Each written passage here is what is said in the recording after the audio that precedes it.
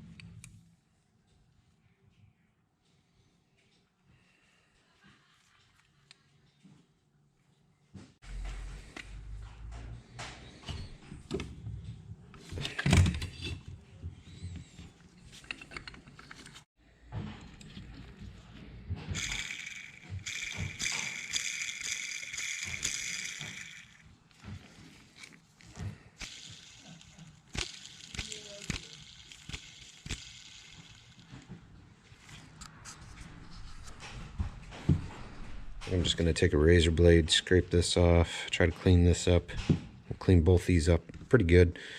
And then we'll get into seeing about removing and replacing these parts.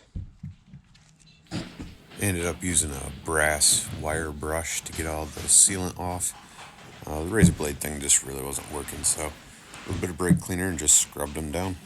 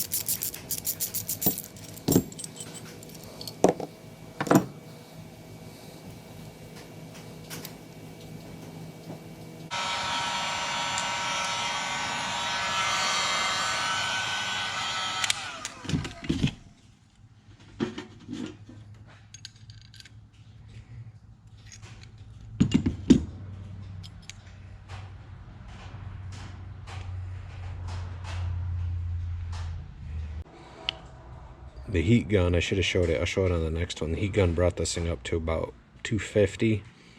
Now we're down to 75 degrees. Here's the next one. Let's see here. We are at 77, this one says. 76. You guys can see it kind of changing there. So, we'll heat this one up with the heat gun. And we'll put them on. Listen, guys, if you're watching this far, I am open to tips, tricks, whatever. I haven't gotten this deep into a motor before. I've torn saws apart, put them back together, but not so much the engine. creating this video so I can have it for reference in the future and look back down the road and laugh at all my mistakes and the things I've improved on. So any real input is welcome.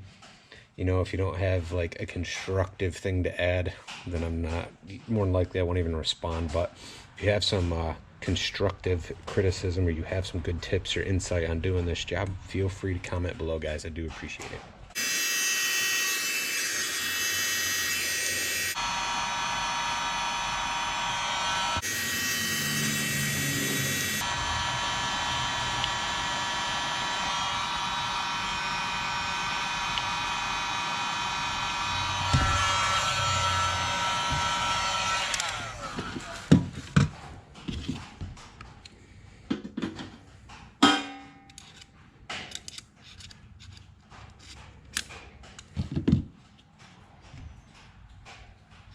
Gonna let this cool and we'll go from there. That other bearing on, pretty sure I got it too hot, guys, because it was like, should only go to 250 and I had that thing up to about 300, so it got way too hot. Hopefully I won't have any issues, but I can actually see some of the plastic looks like it got a little distorted. I don't know, we're gonna put it all together anyway, and we'll see. This is my own personal saw. It's one of my carving saws. It's something I had bought knowing it wasn't running top notch to begin with. I bought it used, and then I've been carving with it knowing it needed bearings, and starting to think I messed this one up. It'll be one of those is what it is hard lesson things, though, you know. Have a hard lesson, you tend to not forget it. So we'll see. We'll see how it goes. I'm gonna let this cool down. When I come back, we're gonna see about reassembling the motor.